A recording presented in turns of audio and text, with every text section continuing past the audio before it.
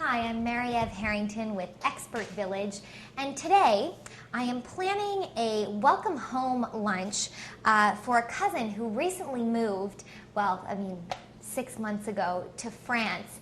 And this lunch is going to be comprised of at least what were my fondest memories.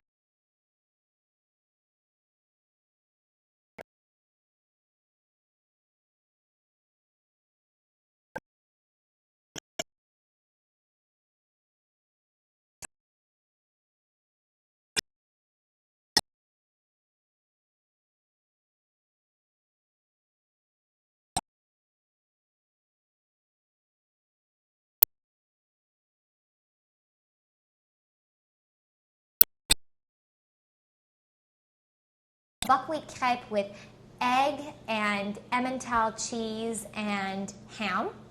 And then to finish off, I'm going to be doing almost un petit pot de crème, which is pretty much just cream and chocolate refrigerated, and it makes like this divine chocolate pudding.